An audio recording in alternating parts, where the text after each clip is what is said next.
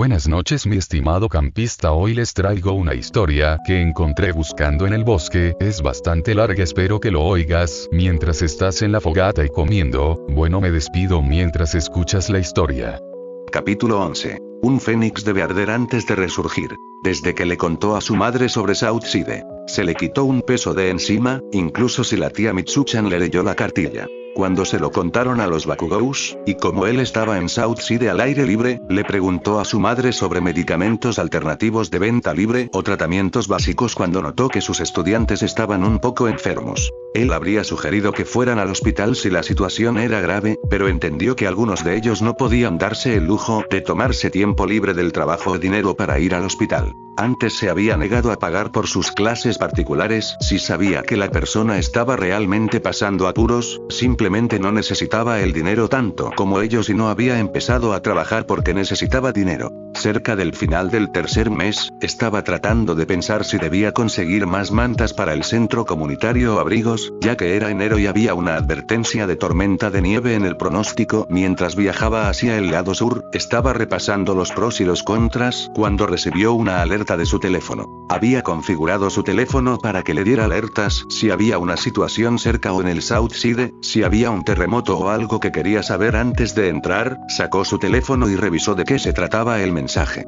Se le cayó la mandíbula y Izuku se sintió pálido mientras releía la alerta, rezando desesperadamente en su cabeza que no fuera verdad. Su horror crecía con cada palabra. Según un sitio de fans de héroes, el héroe profesional número 2 Endeavor había sido visto por el Southside persiguiendo a un ladrón de bancos con un don de velocidad. Esto por sí solo no lo aterrorizaría, pero la mayoría de las personas no eran el fanático rabiosamente obsesionado con los héroes que es. Izuku sintió que cada estadística del héroe pasaba por su mente. Endeavor era el único responsable de las tasas más altas de daños a la propiedad en todo Japón, la tasa de bajas civiles del 34,6% que había sido constante durante toda la carrera de Endeavor desde que dejó UA, el 67,3% de civiles que nunca se recuperan de las heridas causadas por Endeavor en promedio. Saber todo esto y que la mayoría del Southside estaba compuesto de edificios obsoletos dejó a Izuku completamente en pánico. El tren nunca se había sentido más lento, mientras más de 1 millón de cosas horribles que podrían estar sucediendo pasaban por su mente cuando el tren finalmente llegó a su parada.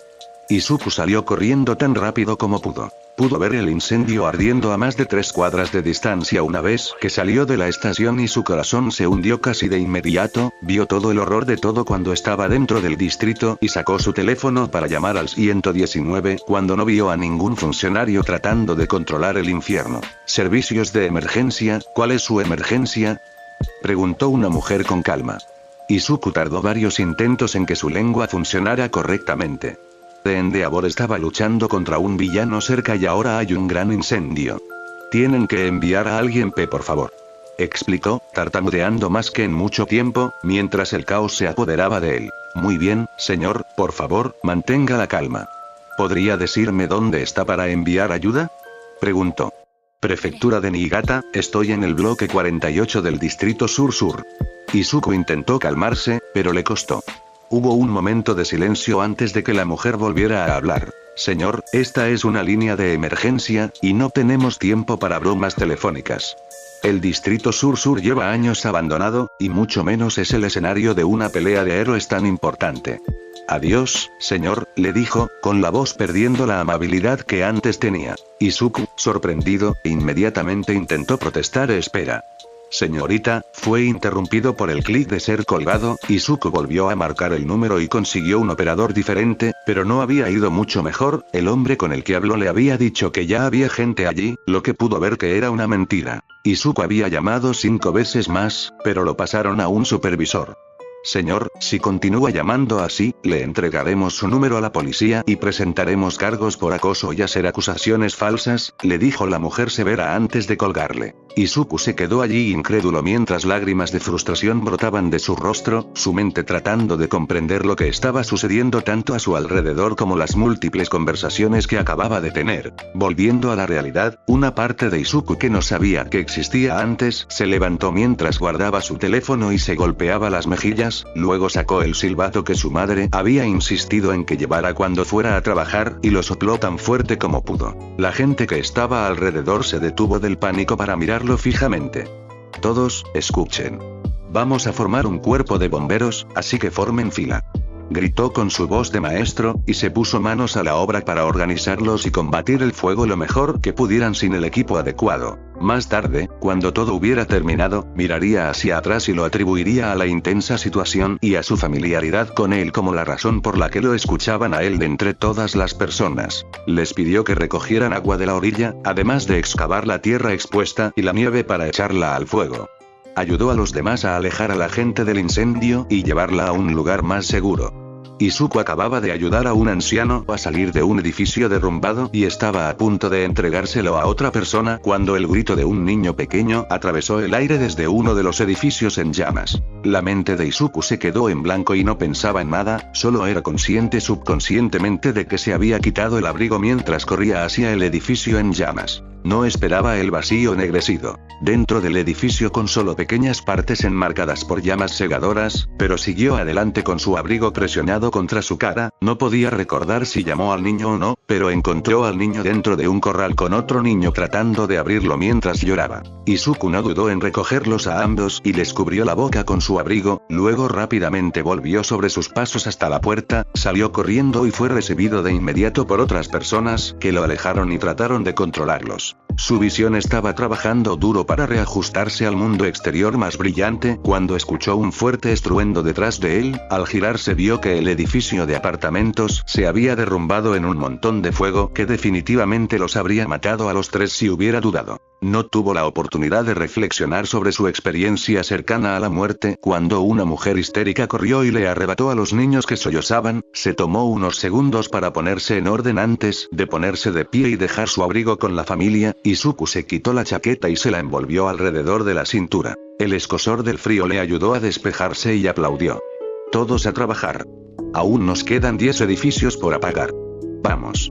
Gritó, obligándose a seguir adelante y a mantener a todos los demás, incluido él mismo, concentrados en el fuego. El concepto de tiempo de Izuku se desvaneció mientras continuaba dirigiendo a los habitantes del lado sur para evitar que el fuego se propagara. También había sacado a un total de otras 5 personas de los edificios en llamas antes de que llegara la tormenta de nieve prevista anteriormente, lo que los ayudó a apagar finalmente el incendio. Con la amenaza del incendio ya no presente, se permitió sentarse un momento junto a una farola y contempló los restos de 2 edificios iluminados por las brasas que flotaban en el aire.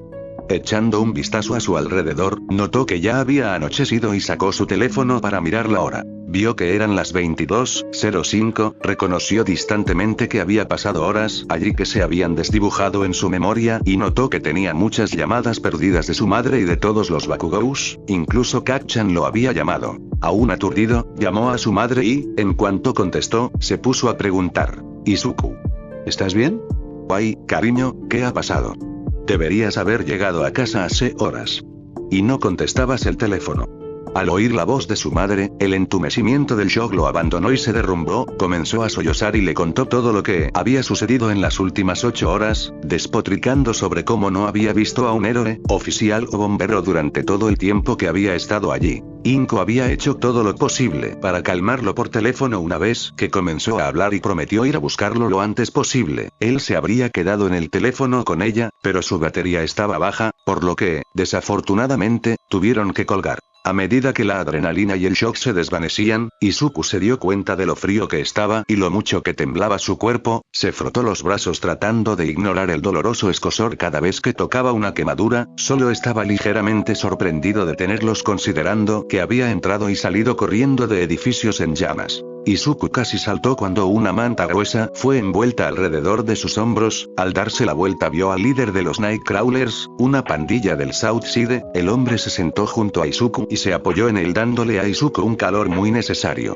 Habían algunas otras personas a su alrededor y uno de ellos le dio a Izuku una botella de agua. Nadie habló, pero con la atmósfera a su alrededor nadie tuvo que hacerlo para que él entendiera lo que estaban haciendo. Izuku tampoco les dijo nada y encontró que el silencio era mucho más apropiado mientras la gente comenzaba a sacar cuerpos carbonizados de los edificios, o lo que quedaba de ellos. Los Southsiders lo cuidaron hasta que llegó su madre guiada por uno de sus estudiantes. Su reencuentro fue un asunto lleno de lágrimas, mientras las 5 le contaba lo preocupados que estaban todos, ella y los Bakugous, y se disculpaba por lo que acababa de pasar. Una vez que se recompusieron un poco, Inko revisó sus heridas y las de algunos otros que estaban allí.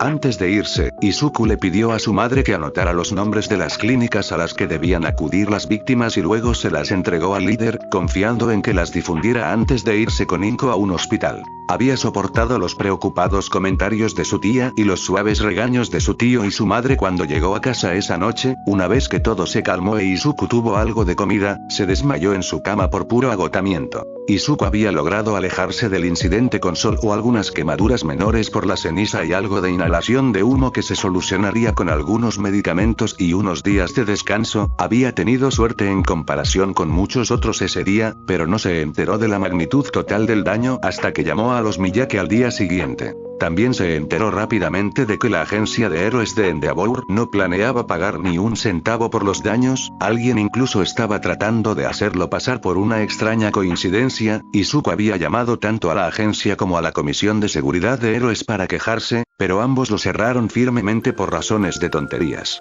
Las llamadas habían dejado a Izuku hirviendo en su habitación, absolutamente lívido. Su respeto por la tía Mitsuchan y Katchan había crecido 10 veces y así era como se sentían durante sus ataques y no mataban a nadie. No sabía que podía sentir tanta ira, pero escuchar a esos idiotas llamar al South Sea de una guarida abandonada de degenerados, llena de drogadictos y criminales imbéciles, lo dejó caminando de un lado a otro por su habitación, temblando de furia. El descaro de ellos al llamar a sus estudiantes cosas tan horribles después de tener el descaro de negarles el dinero que les debían. Los ojos de Izuku se posaron en el coleccionable Endeavor que estaba en un estante al lado del dibujo de Kiku-kun y tuvo la intención de tirarlo por la ventana. En medio de su ira se le ocurrió una idea, corrió hacia su computadora y revisó cuánto dinero tenía en la cuenta que había creado para las ventas de mercancías, luego investigó cuánto dinero se necesitaría para construir un complejo de apartamentos. Sus ojos volvieron a su caja de objetos coleccionables poco después. A Izuku genuinamente podría no importarle lo que le pasó o que la gente lo había tratado mal toda su vida por no tener don, pero la gente del lado sur en los cortos 3 meses que los conoció se había convertido en mucho más que solo sus estudiantes para él, y ya habían pasado por bastante en opinión de Izuku. Los habitantes del South Side eran su gente y si nadie iba a cuidar de su gente, entonces tendría que hacerlo él mismo. Capítulo 12. Sembrando semillas. Uraraka Saori estaba ordenando la oficina. Normalmente estaría dibujando planos o haciendo arreglos con sus contratistas para los materiales del proyecto, pero el negocio había estado lento, mientras que la construcción estaba en constante y siempre habría trabajo. Su pequeña empresa familiar no era tan atractiva en comparación con las empresas más grandes de la zona. Tanto ella como su marido se habían visto obligados a recortar muchos gastos para ahorrar para la futura educación de Ochako. Saori sintió que una sonrisa se dibujaba en su rostro cuando vio la foto de su familia en el escritorio de Takuma. Convertirse en un héroe sería muy difícil, pero si tenían que saltarse una comida o dos, valdría la pena si su hija pudiera vivir sus sueños. Dicho esto, ella y Takuma habían estado orando para que algo cambiara y por un poco de ayuda, pero tal como estaban las cosas, no parecía que eso fuera a suceder pronto. Sin embargo, hubo algunas buenas noticias, ya que tenía una reunión con un cliente potencial, se organizó por correo electrónico y, aunque Midoriya-san no le había dado muchos detalles, no pudo evitar esperar que no se cayera. Estaba considerando si también debería barrer el piso cuando hubo un tímido golpe en la puerta de la oficina que la hizo saltar. Ella miró el reloj y vio que era la hora de la cita y se maldijo por haberse dejado llevar por sus preocupaciones y comprobó si se veía bien. Luego abrió la puerta, estaba a punto de saludarlos cuando vio quién estaba allí y se confundió al mirar a un joven con traje. Tenía un cabello verde oscuro y espeso recogido en una cola corta y su apariencia era bastante simple, salvo por las pecas y las bolsas bajo los ojos. El niño no podía ser mayor que Ochako, se movía nerviosamente mientras jugueteaba con el asa de su maletín. ¿Eres Uraraka-san?, preguntó el chico mirando la placa de la puerta. Saori parpadeó y asintió. Sí, lo soy. Respondió preguntándose si el chico era amigo de Ochako de la escuela. El chico se quedó allí un minuto y luego preguntó, ¿vas a dejarme entrar? Sí, por supuesto, pasa, dijo Saori, apartándose. El chico entró en la oficina y ella lo condujo hasta su escritorio. El chico se sentó en la silla frente a ella. Disculpa la pregunta, ¿pero quién eres?, preguntó Saori mientras se sentaba. Estaba segura de que Ochako sabría que no debía invitar a amigos a la oficina sin avisarles primero, y su posible cliente probablemente llegaría en cualquier momento. El chico pareció confundido por un momento, luego comprendió algo en su rostro e hizo una reverencia. Disculpa por no presentarme, Uraraka-san, mi nombre es Midoriya. Concerté una reunión contigo para quizás contratarte para un proyecto. El chico, Midoriya-san, le dijo, y eso ciertamente la sorprendió. Saori volvió a mirar al chico, buscando alguna señal de que fuera mayor de lo que aparentaba, pero no encontró nada. Ya veo, perdóname por preguntar, pero ¿cuántos años tienes, Midoriya-san?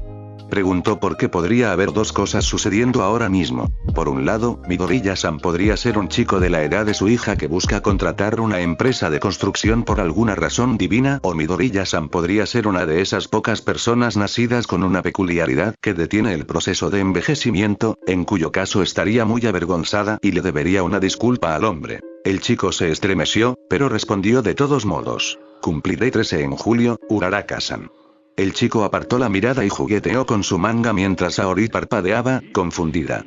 Oh, lo siento, Midoriya-san, pero no estoy segura de que podamos hacer negocios con alguien tan joven, explicó, sin poder evitar sentirse un poco decepcionada por la aparente falta de clientes. El chico no pareció muy sorprendido por su respuesta y, en cambio, sacó unos papeles de su maletín y los colocó sobre el escritorio.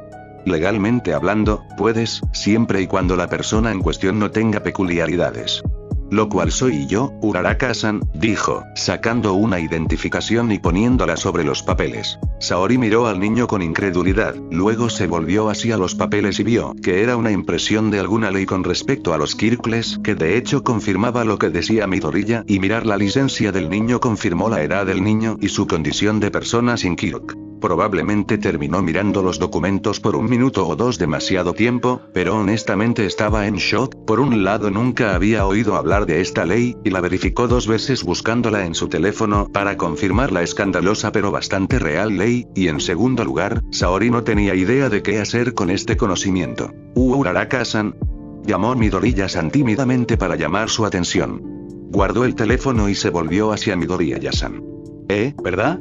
Bueno, ¿qué proyecto querías que hiciéramos? Preguntó Saori nerviosa, moviéndose en su silla. ¿De verdad debería aceptar la petición del chico? Fuera lo que fuese. Midoriya-san se animó y sacó más papeles de su maletín. Quería construir un complejo de apartamentos, de 3 plantas sin incluir el sótano, con unas 15 unidades, explicó Midoriya-san, mostrándole unos planos preliminares que había hecho, que eran más bien un plano de planta que otra cosa. Al repasarlos con el chico, Saori se dio cuenta que probablemente este iba a ser uno de los proyectos más grandes que habrían hecho si ella aceptaba el trabajo. Las unidades serían simples, 2 dormitorios pequeños, sala, cocina y un baño pequeño, pero tendrían que construirse desde cero por lo que decía Midoriya-san. Con solo hacer los cálculos básicos, Saori supo que sería una tarea costosa tanto para la compañía como para el chico. ¿Cuánto crees que tardará esto en construirse?, preguntó Midoriya-san, sobresaltando a Saori. Si te refieres a cuándo podría mudarse la gente, quizás unos 6 meses si nuestro equipo pudiera usar sus dones. Ella respondió y Midoriya-san asintió. Eso sería preferible, murmuró. Sí, pero Midoriya-san, esto costará bastante dinero, 693.2700000 yenes al menos, advirtió Saori, solo para encontrarse con los ojos verdes de Midoriya-san ardiendo con una emoción que no pudo identificar exactamente. Te pagaré la mitad por adelantado tan pronto como firmemos un contrato. Le dijo con firmeza. Saori se quedó mirando al chico, sorprendida. ¿La estaban tomando el pelo? ¿O era este chico una especie de millonario? 346.635.000 yenes. De entrada. Rápidamente buscó por la oficina cualquier tipo de cámara o posible dispositivo de escucha, pero tras un minuto de concluir que se trataba de una oferta seria, volvió su atención a la pelirroja. Tendré que inspeccionar el sitio para asegurarme de que sea residencial antes de que podamos obtener los permisos y redactar un contrato.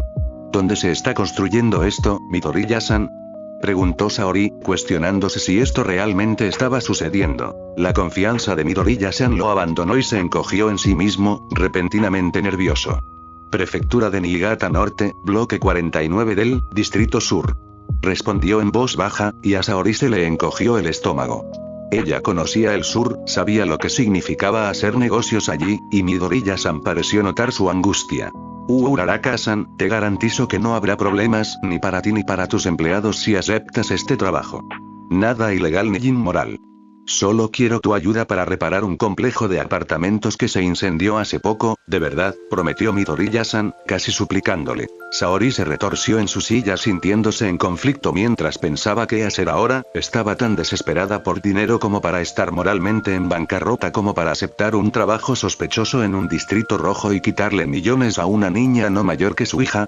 Se mordió la punta del pulgar mientras hacía números en su cabeza, los pros y contras de aceptar el trabajo, los posibles riesgos de trabajar en el Southside, la diferencia que 346.6350000 yenes harían para todos en la empresa. Lo que probablemente la hizo decidirse fue la mirada resignada que puso Midoriya-san cuando ella no dijo nada, como si esperara que rechazara el trabajo. Saori tragó saliva y le dijo: me gustaría examinar el área en persona y dibujar los planos, y si podemos obtener los permisos para hacerlo, haremos un contrato para el trabajo.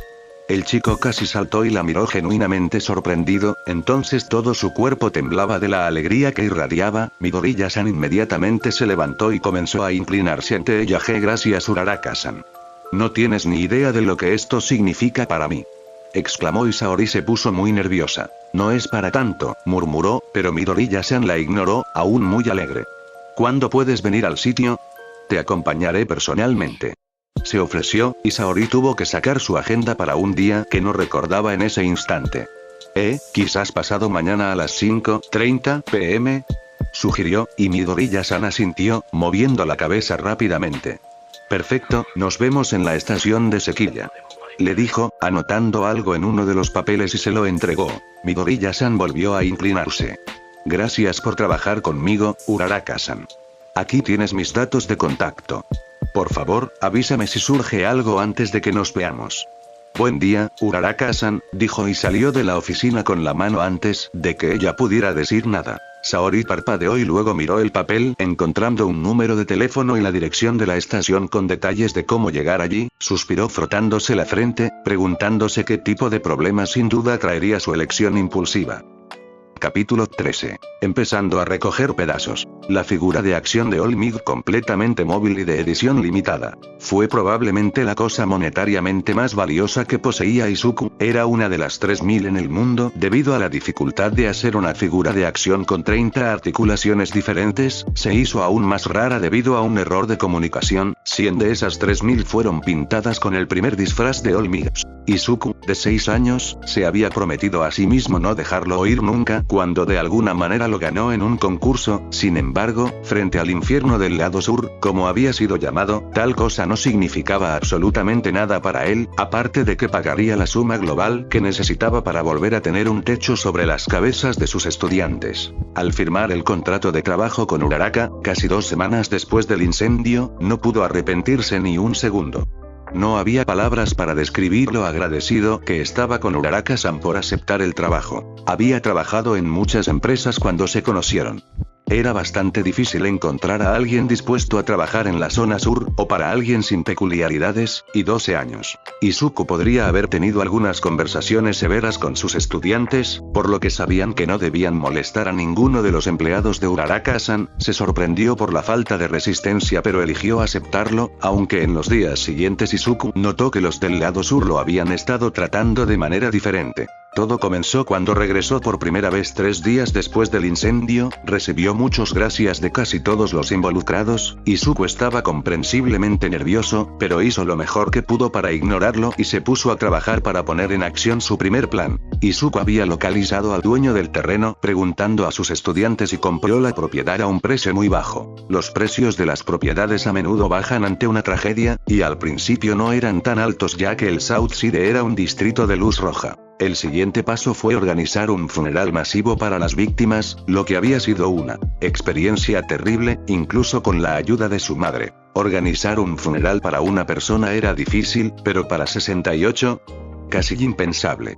Pero 68 personas habían muerto esa noche o en los días siguientes, e Izuku estaba decidido a administrarles la extrema unción. Primero, intentó obtener tantos nombres como pudo y localizar a sus familiares y amigos, pero se sintió tristemente decepcionado al encontrar a pocos a quienes les importara o, en algunos casos, no quedaba nadie a quien importarle. El segundo era encontrar un crematorio capaz de manejar 68 cadáveres a la vez. Las tarifas serían altas, pero aún le quedaba algo de dinero de la venta de la figura de acción para cubrir los fondos sin tener que recurrir al dinero para Uraraka-san. La tercera y más difícil tarea parecía ser encontrar un sacerdote que bendijera los cuerpos y supervisara todo. Después de probar en 2 templos, fue a un monasterio y uno de los monjes mayores pensó que sería una buena experiencia de enseñanza para los discípulos más jóvenes. Cuando el servicio funerario realmente comenzó una semana después de que compró el terreno, fue surrealista. Izuku había asistido una vez antes a un funeral de su abuela, pero este había sido, como era de esperar, en una escala completamente diferente. Debido a las circunstancias, el inicio del funeral se realizó en los terrenos del antiguo complejo de apartamentos después de que se habían retirado los escombros. Acudió más gente de la que esperaba, pero les dio la bienvenida ya que la mayoría lo había ayudado con los preparativos físicos. El servicio en sí tomó mucho tiempo ya que se realizaron los últimos ritos para las 68 personas, y para 37 de ellas él era la única persona que se encargaba de las porciones físicas. Fue una lucha muy real no romper a llorar cuando sacó los huesos de las cenizas para ofrecerlos a uno de los jóvenes discípulos. La noche ya había caído cuando terminaron de colocar la última urna en el altar. Izuku había pasado el día anterior preparándola con la ayuda de sus alumnos. Una vez que todo estuvo listo, Izuku, el monje mayor y los 3 jóvenes discípulos que trajo consigo estaban apagando las velas que habían encendido antes para que todos pudieran ver. Apagó la última vela, se volvió hacia los 4 y se inclinó. Gracias por ayudarme con el servicio de hoy, dijo Izuku, con la voz ronca de tanto rezar. El hombre tarareó. No creo haber celebrado nunca una ceremonia así, reflexionó el hombre, con la voz en un tono similar. Pero creo que la experiencia será enriquecedora. Añadió, y luego se inclinó ante Izuku. Rezaré para que no tengamos que repetirlo, le dijo Izuku, y el hombre asintió con sabiduría. Los 5 se marcharon en silencio y se dirigieron a sus respectivas casas. Desde el día del funeral, la gente del Southside, independientemente de su enfermedad o facción, aparentemente tenía un gran respeto por él. No podía contar cuántas familias se acercaron a él para agradecerle por permitirles brindarles a sus seres queridos algo así como un funeral apropiado. La gente pareció acoger con agrado la idea de que Izuku construyera un nuevo complejo y siguieron adelante sin molestar a los empleados de Uraraka. También estaban agradecidos con Izuku por permitir que las personas que quedaron sin hogar a causa del incendio se quedaran en el centro comunitario y les dieran comida. Hubo muchos eventos que sucedieron en la semana siguiente donde su respeto por él era claro, especialmente cuando estaba enseñando a sus estudiantes a tiempo completo nuevamente. Cansado de este cambio repentino, Izuku reunió su coraje para preguntarle a alguien sobre su cambio de actitud hacia él. La pandilla a la que se enfrentó se rió de él antes de que uno le respondiera. Chico, ¿de verdad crees que eres el primer bonachón que viene aquí a pavonearse? Preguntó un pelirroja desaliñada, apoyándose en el hombro de Izuku. No. Izuku respondió, algo incómodo por lo cerca que se había acercado. Sí, no me digas, espetó, dándole una larga calada a su cigarrillo. Tenemos todo tipo de ciudadanos honrados que vienen a meter sus narices en nuestros asuntos. Los fanáticos religiosos son los peores de todos. El hombre, sin querer, le echó humo a la cara a Izuku. Arrugó la nariz al olerlo, pero no dijo nada. El hombre sonrió, mostrando una hilera de dientes afilados. ¿Sabes la gran diferencia entre esos imbéciles y tu trasero de punk? Preguntó el hombre, e Izuku negó con la cabeza. Son unos capullos egoístas y superficiales. Todos ellos, le dijo, poniendo los ojos en blanco. Izuku parpadeó y se volvió hacia los otros 3 pandilleros en busca de aclaraciones. Un hombre con aspecto de duende, Kenji, recordó Izuku, habló. La mayoría de esa gente solo viene aquí para sentirse bien o por el karma. Izuku frunció el ceño. Vienen a ayudar a los menos afortunados y a salvar nuestras almas. Se quedan como máximo una semana antes de volver a sus vidas con esa reconfortante sensación de haber hecho algo bueno. Y luego hay quienes presumen de lo buenas personas que fueron por repartir un par de sándwiches. Kenji explicó. El peliazul se burló agitando la mano con garras. No pueden quedarse en nuestro pequeño agujero infernal más que una excursión de un día de mierda. bromeó, sacando otro cigarrillo tras terminar el primero. Sin importar quiénes fueran, misioneros, de buena voluntad, trabajadores sociales, seguían predicando lo mucho que les importaba ayudarnos a ser mejores, pero en cuanto la cosa se puso seria, se dejaron las tonterías y se fueron a la mierda de vuelta a donde vinieron. Informó. Izuku procedió a fruncir el ceño ante eso y odió poder creerles y que fuera tan creíble después de lo que sucedió con las secuelas del incendio. Se estremeció cuando el peliazul le pinchó el pecho con una garra y luego dijo: tú, por otro lado.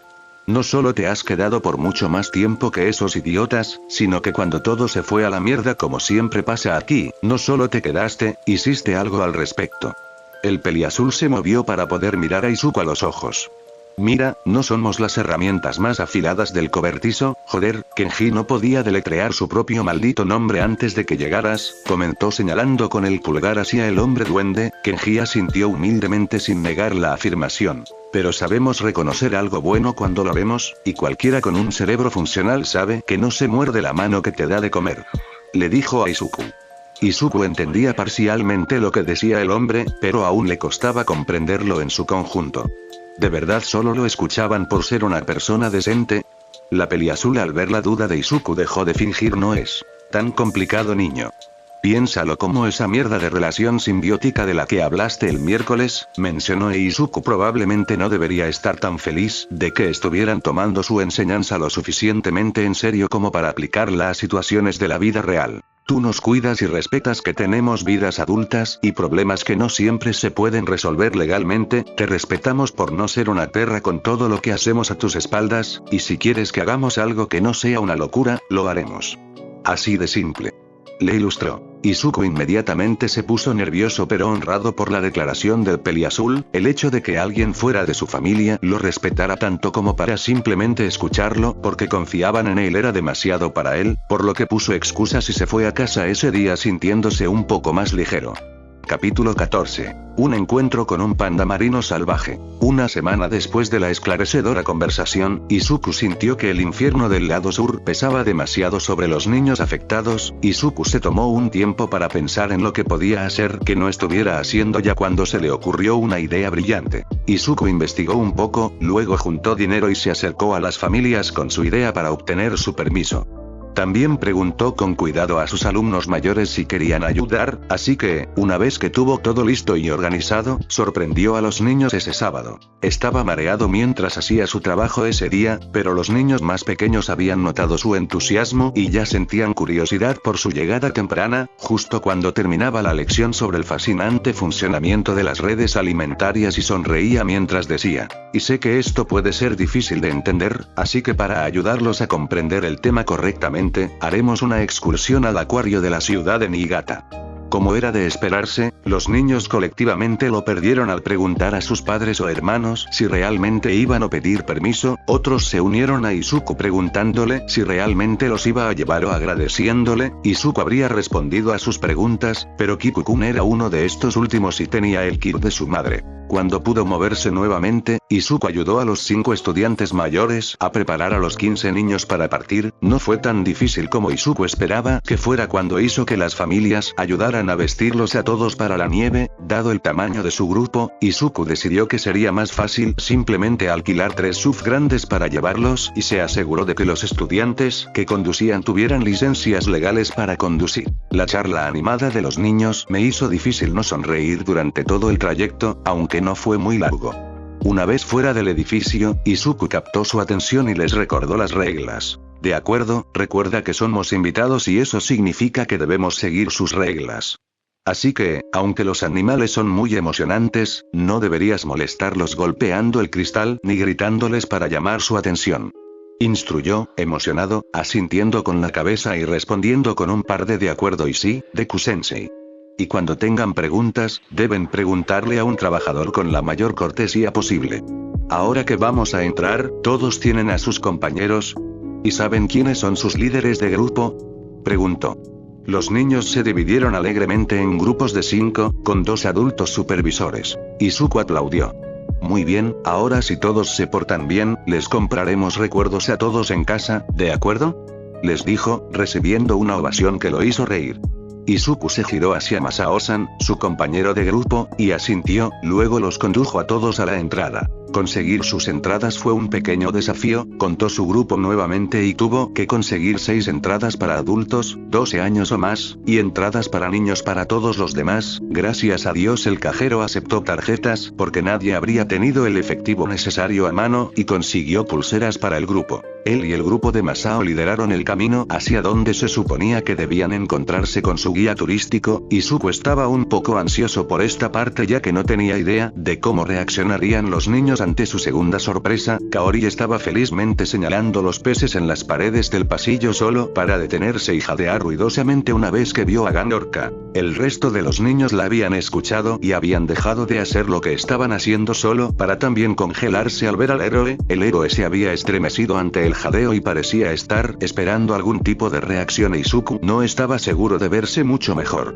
Ganorka era una apuesta de 50 y 50 sobre si los niños estarían emocionados con él o tendrían miedo, no por la apariencia del hombre, la mayoría de ellos tenían vecinos que se sentirían como en casa en películas de terror para adultos. Pero Izuku sabía que los del Southsiders no habían tenido la mejor experiencia con héroes profesionales en general y él sí todavía era bastante reciente. Mientras esperaba las consecuencias de ver al héroe, se sorprendió un poco cuando Kaori-chan le tiró del pantalón e intentó susurrar. PSS, Midoriya-chan. Mira, Midoriya-chan. Es un héroe. Izuku parpadeó y casi rió al darse cuenta de que intentaba advertirle del héroe cercano. Conozco a Kaori-chan. Es Ganorka, nos va a dar un paseo por el acuario.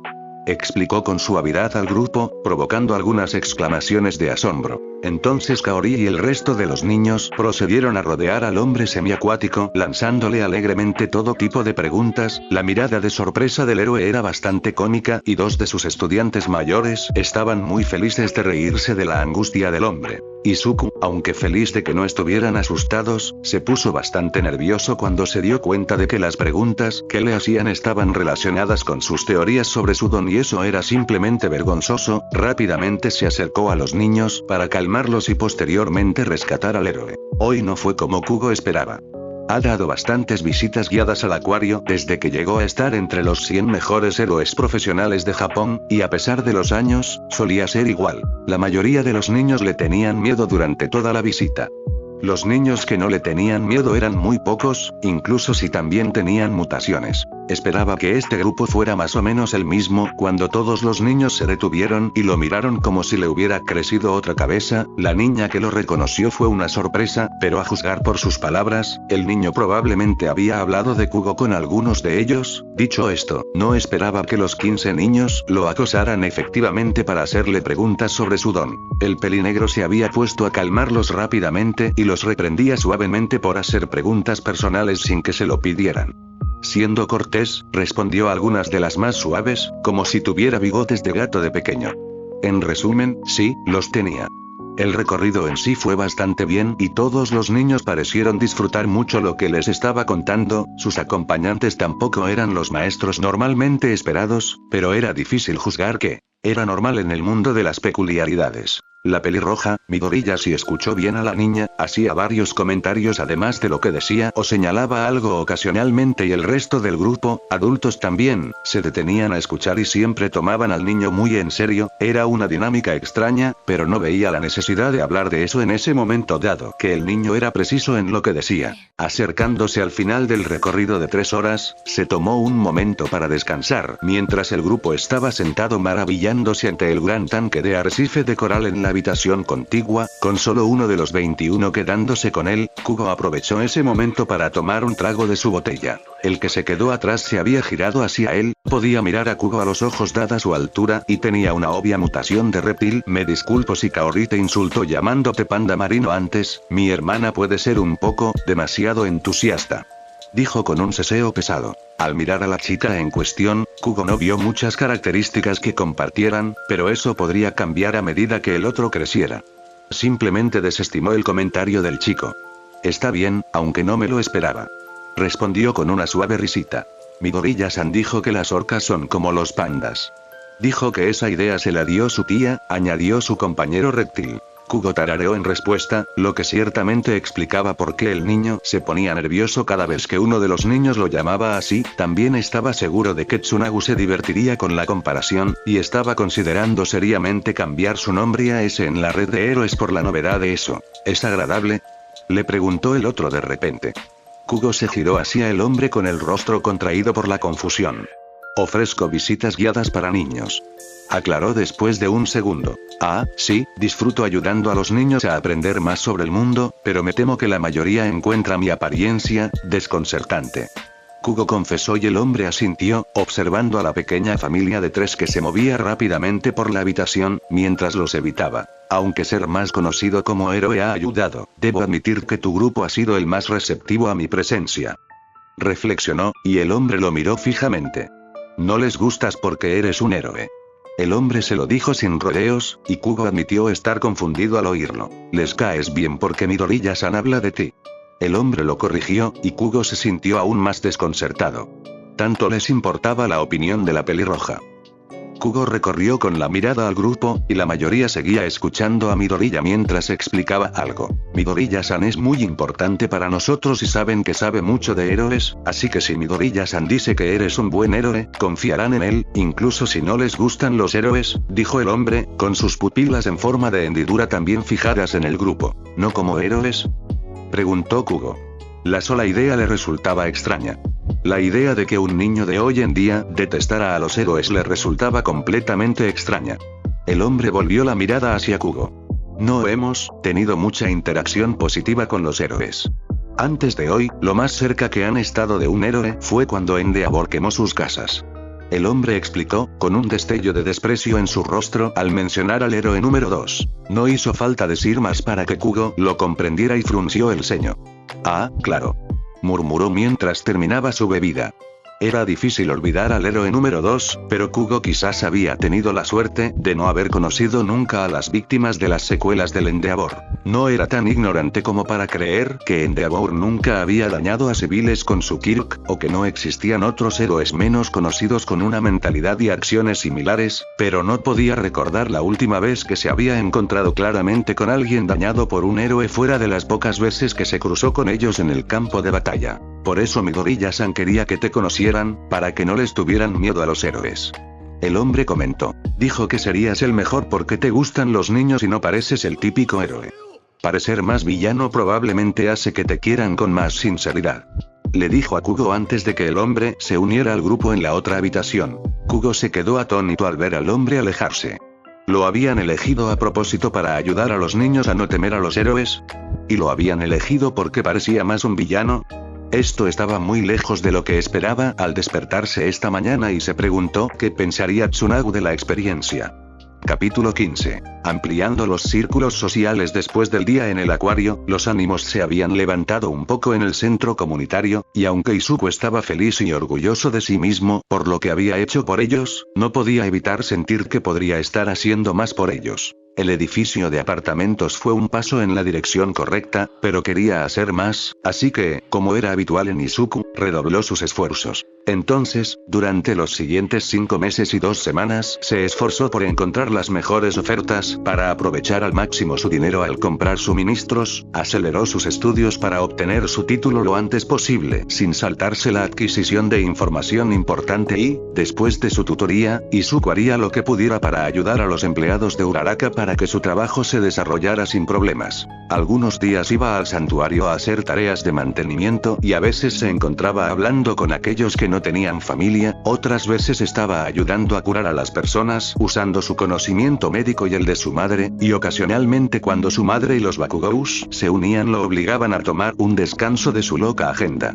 Hubo otros eventos desde entonces, algunos tiroteos entre pandillas u otras facciones, mal tiempo arruinando los planes de todos, villanos o héroes causando estragos las pocas veces que se cruzaron en el South Side, e incluso algún que otro accidente natural pero completamente inocente. En mayo, Izuku comenzó a preguntarse si todavía estaba decepcionado por la falta de héroes en el lado sur. Los pocos que lo hicieron nunca le hicieron la vida más fácil a Izuku ni parecieron ayudar a nadie que vivía allí. Nada tan malo como él sí, pero a Izuku todavía no le gustaba que hubiera sucedido. Izuku estaba casi llorando cuando llegó mediados de julio y pudo hacer su primer recorrido por el edificio con Uraraka-san para asegurarse de que todo estuviera listo para mudarse. También pasó un tiempo vergonzosamente largo agradeciéndole por su ayuda mientras le daba el último pago. Yua estaba parada nerviosamente afuera del recientemente construido complejo de apartamentos, sosteniendo la servilleta con los detalles del chico con el que habló anoche en uno de sus 3 pares de manos. Él le había prometido a Yua que sería una buena oportunidad para ella y que ella sería perfecta para eso, pero ahora que estaba afuera del edificio la duda la llenó. Una de sus manos se levantó para jugar con el moño en el que se había recogido el pelo mientras trataba de no sentirse fuera de lugar frente a ese hermoso edificio que se destacaba marcadamente contra el suelo quemado que lo rodeaba. Abrió la puerta principal y se encontró en un vestíbulo con un niño con un traje que parecía de la edad de su hijo. Estaba murmurando y revisando papeles antes de mirarla. Ella esperaba que se alejara de ella, pero él solo parpadeó y miró su reloj. Debe ser Shoji Yua, ¿verdad? Disculpa no haberte esperado en la puerta.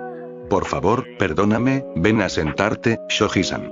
Le pidió, haciendo una breve reverencia cortés antes de señalarle la silla al otro lado del mostrador. Yua dudó por un segundo antes de decidir no cuestionar el estado del chico y se sentó después de tomarse un momento para ajustar sus brazos para que el respaldo de la silla no fuera demasiado incómodo contra las articulaciones allí. El chico la observó por un segundo, sus brazos específicamente, antes de sentarse frente a ella. Gracias por venir, Shoji-san.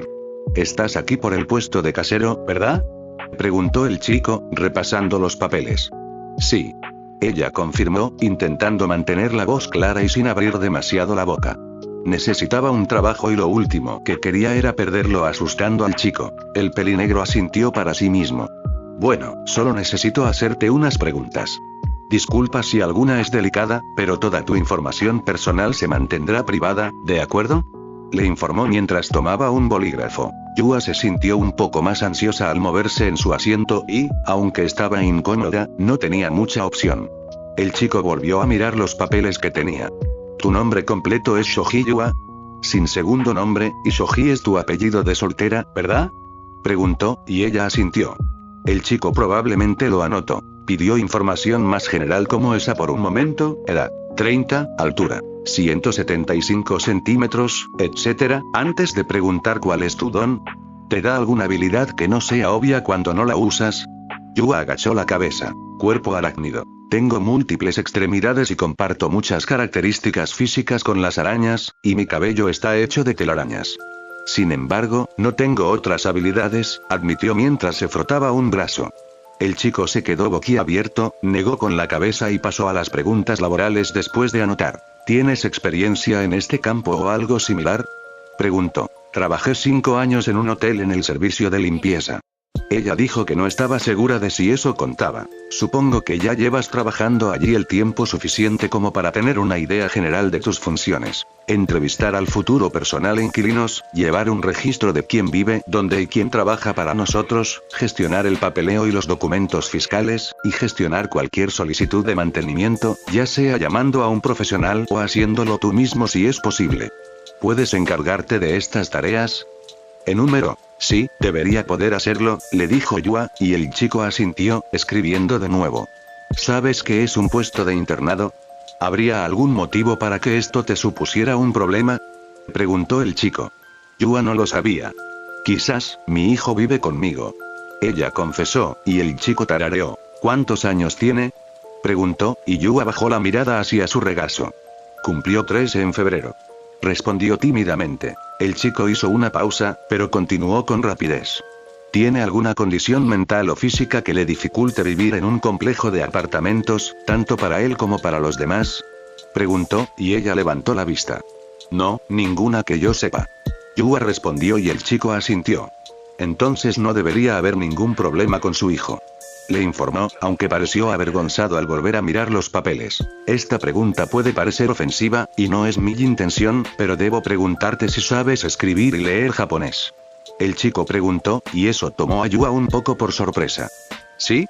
respondió ella, sin saber si debía ofenderse o no. El chico suspiró aliviado. Bien, bien. Como ya sabrás, este es un barrio rojo y eso conlleva ciertos problemas inevitables. Disputas territoriales, tiroteos y varios elementos peligrosos.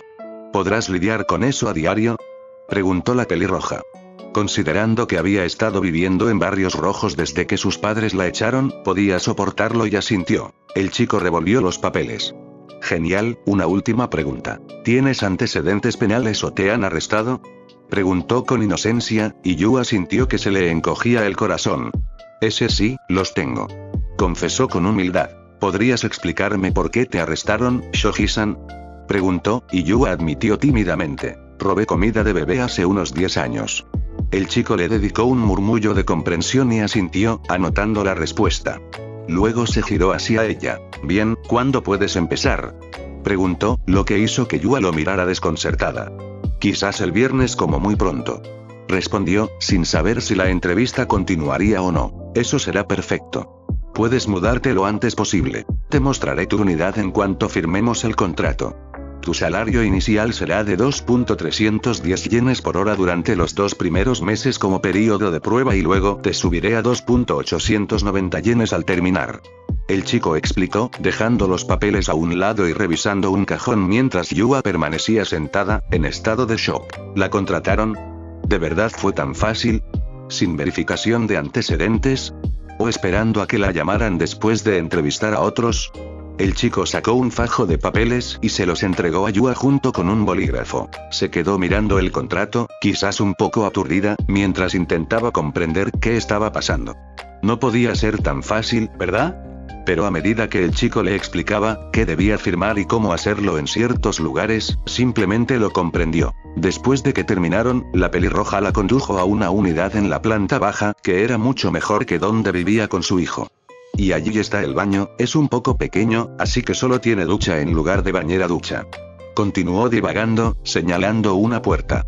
Está bien, gracias, dijo Yua, quedándose en silencio, ya que no había oído el nombre del niño. El pelinegro la miró ligeramente confundido antes de que su rostro se pusiera completamente rojo e hiciera una reverencia. Lo siento mucho. Perdóname por no presentarme antes, Shoji-san. Soy Midoriya Izuku, seré tu jefe, le dijo bastante nervioso. Yua miró al chico, sorprendida quizás por 4ª vez en 2 horas. ¿Eres mi jefe?, preguntó Yua, y examinó al chico. ¿Se habría perdido alguna pista de que era mayor de lo que aparentaba por culpa de los nervios? Tenía ojeras y parecía cansado, pero no mucho mayor que un preadolescente. Midoriya-san se frotó el cuello y rió nerviosamente. Bueno, como soy el dueño del edificio y yo firmaré tus cheques, murmuró, y Yua asintió. Puede que Yua no entienda cómo van las cosas por una vez en su vida, pero si este chico le va a ofrecer casi todo lo que ella podría desear, entonces no lo cuestionaría, siempre y cuando tuviera un techo sobre la cabeza de Meso y pudiera poner comida en la mesa, lo tomaría. Bueno, espero que les gustara la historia, así que deja tu like y suscribirse, nos vemos.